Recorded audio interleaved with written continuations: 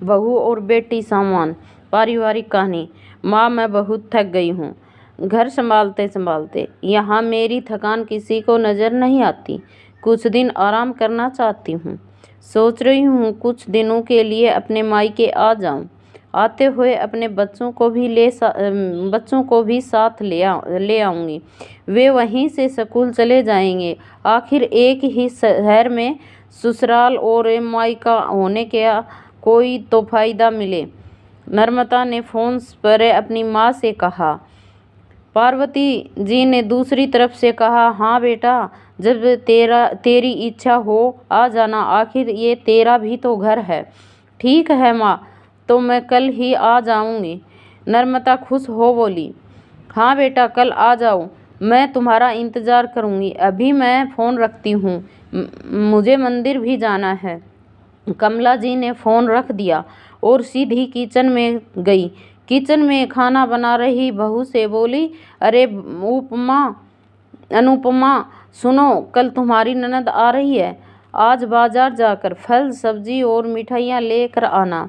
बेचारी मेरी बेटी ससुराल में नौकरों की तरह काम करती है और उस पर कोई ध्यान भी नहीं देता। यहाँ आएगी, कुछ दिन रहेगी तो उसका मन और तबीयत अच्छी रहेगी। सास के मुँह से ये ऐसी बातें सुनकर अनुपमा का चेहरा उतर गया। वह मन ही मन सोचने लगी, काश आपको मेरी थकावट भी नज़र आती। मैं भी दिन रात झाड़ू पोछा, बर्तन, खाना बनाना, मार्केट जाना और वह काम करती हूँ जिससे हमारे परिवार वालों को कोई दिक्कत ना हो। काश आप मुझ पर भी ध्यान दे पाती। आपकी बेटी तो जब मन में आता है तब यहाँ पर आ जाती है, लेकिन मैं साल में एक बार ही अपने माँ के पास जाती हूँ, तब भी आपको प्रॉब्लम होती है। मैं भी इंसान हूँ, मेरा भी मन है। मुझे भी लगता है कि अपनी माँ के पास जाकर थोड़ा आराम करूं, सुख दुख की दो चार बातें करूं, अपना मन हल्का करूं। भगवान, अब तुम ही कुछ करो ताकि मेरी सास की आंखें खुलें और उसे मेरी थकावट भी नज़र आए। शाम तक भगवान ने जैसे अनुपमा की सुन ली और उसकी ननद का फ़ोन आया। ननद ने अपनी माँ से कहा कि उसकी सास ने उसे मायके आने के लिए मना कर दिया है, इसलिए इस बार वो नहीं आ सकती। पार्वती जी बोली, ऐसे कैसे मना कर दिया? पहले तो कभी वह तुम्हें आने के लिए नहीं रोकती थी, इस बार भला क्या हो गया? लाओ मेरी बात कराओ उसने, मैं समझाती हूँ। नर्मदा ने फ़ोन अपनी सास के पास किया। पार्वती जी ने कहा, नमस्कार समधन जी, आपसे कुछ कहना था। समधन जी ने कहा, कहिए। दरअसल नर्मदा कल त्योहार है, इसलिए अपने मायके आना चाहती है। अगर आप उसे भेज दें तो अच्छा रहेगा।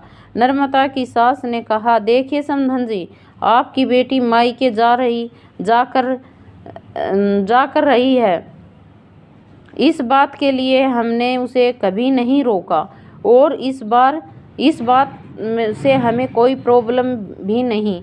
कुछ दिनों पहले मैं अपने रिश्तेदार के शादी में गई थी। वहाँ आपकी बहू अनुपमा की माताजी भी से मिलने का मौका मिला।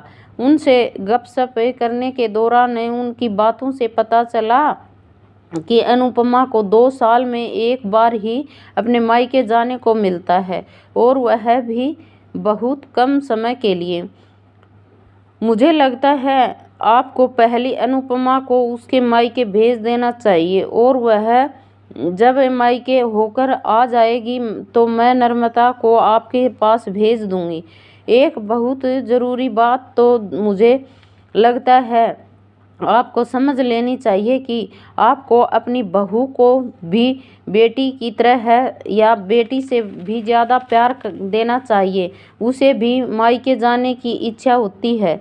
हो सकता है नर्मदा के वहाँ आने से उसकी आवभगत करने के लिए आप उसे उसकी मायके नहीं भेजती होगी, या फिर वह आपके कुछ कहने से अभी डरती होगी।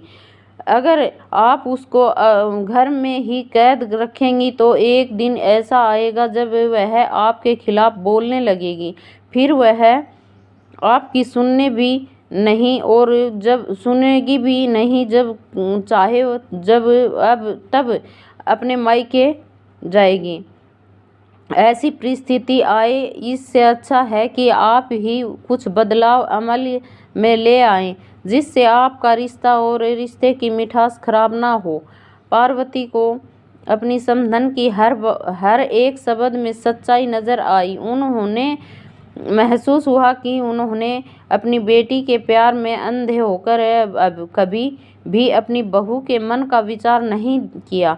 उन्होंने हमेशा ही अपनी बेटी को अपनी बहू से ऊपर रखा। दूसरी तरफ नर्मदा भी अपनी भाभी के बारे में हो रही इस बातचीत को सुन रही थी।